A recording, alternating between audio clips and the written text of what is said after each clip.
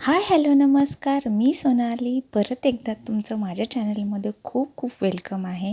नमस्कार मित्रांनो, आज आपण पुणे जिल्ह्यातील मावळ तालुक्यात असलेल्या पवना धरणाजवळील प्राचीन असे वागेश्वर टेम्पलला व्हिजिट करणार आहे.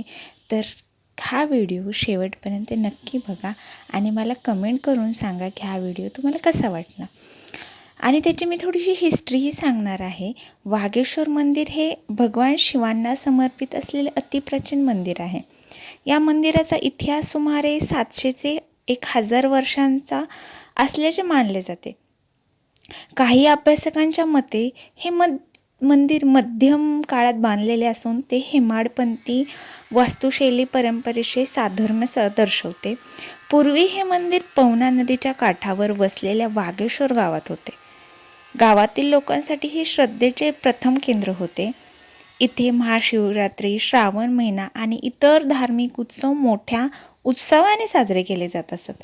सन 1970च्या दशकात पवना धरणाची उभारणी झाल्यानंतर या परिसरात मोठा जलाशय निर्माण झाला. धरणात पाणी साठू लागले. वागेश्वर गाव आणि मंदिराचा परिसर पाण्याखाली गेला. त्यामुळे मंदिर वर्षातील बहुतांश काळ पाण्याखालीच राहू लागले.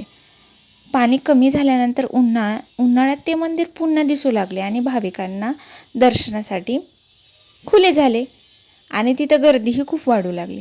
विशेष म्हणजे अनेक वर्षे पाण्याखाली राहूनही मंदिराचा मुख्य गर्भगृह आणि काही दगडी रचना आजही टिकून आहे. हे त्या काळच्या उत्कृष्ट स्थापत्यशैलीचे उदाहरण मानले जाते. आज वागेश्वर मंदिर हे धार्मिक स्थळाबरोबरच एक लोकप्रिय पर्यटन स्थळ मानले जाते बरं का. पवना धरणाचे नैसर्गिकरम्य वातावरण, सभोवतालचे सह्याद्री पर्वत आणि मंदिराचा अनोखा इतिहास यामुळे अनेक पर्यटक इथे भेट देतात. मंदिर पाण्यातून बाहेर आल्यानंतर त्याचे दर्शन घेण्यासाठी पुणे आणि मुंबई परिसरातून मोठ्या प्रमाणात भाविक इथे येत असतात. वागेश्वर मंदिर आपल्याला आपल्या सांस्कृतिक वारशाची आठवण करून देतं. अनेक शतकांचा इतिहास, निसर्गाशी असलेले नाते आणि भक्तांची परंपरा जपणारे हे मंदिर महाराष्ट्राच्या ऐतिहासिक वारशातील एक अनमोल ठेवा आहे. पाण्याखाली राहूनही हजारो वर्षांचा इतिहास जपणारे वागेश्वर मंदिर पाहून तुम्हालाही आश्चर्य वाटेल. तर तुम्हीही तिथं आवर्जून जा आणि नक्की व्हिजिट करा. आम्हीही या वागेश्वर मंदिराकडे निघालो, त्यातच आम्हाला पवना धरणही दिसले. आम्ही त्यालाही व्हिजिट दिले. मी त्याच्याही क्लिप या व्हिडिओमध्ये ॲड केलेल्या आहेत. इथली रचना ही मला खूप छान आवडली. इथले तुम्ही विचार करा ना, एवढ्या दिवस पाण्याखाली राहूनही हे एवढ्या छान ह्यानी उभं आहे. हे काही एक आश्चर्यच आहे ना. यातले काही दगड हे अखंड ह्याच्यात बांधलेले आहेत.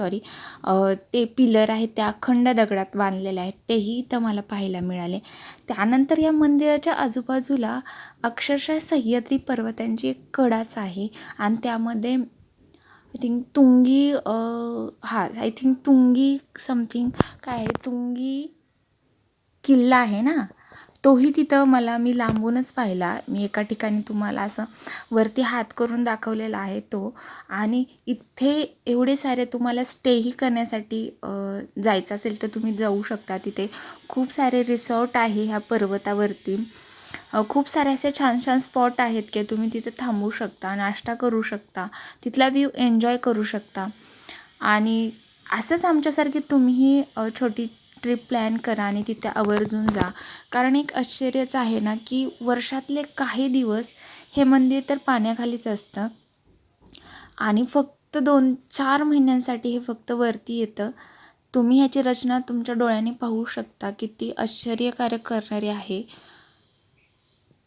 आणि याच्याच साईडला या मंदिर पाण्याखाली असल्यामुळे दर्शनाला भाविक तिथे जाऊ शकत नाही. म्हणून दुसरीकडे त्याचं एक बांधकामही आहे. मी ती क्लिप ॲड करू शकले नाही, पण तुम्ही तिथे गेल्यानंतर तुम्हाला बरंच काही दिसेल. पण इथे गेल्यानंतर मला आणखी एक गोष्ट खटकली, ती म्हणजे अशी होती की धरणातून ते माती काढायचं प्रमाण इतक्या हाय लेवलला तिथे चालू आहे, त्याच्यामुळं थोडीशी धूळ वादळ सुटते. तर हा व्हिडिओ कसा वाटला मला कमेंट करून नक्की सांगा.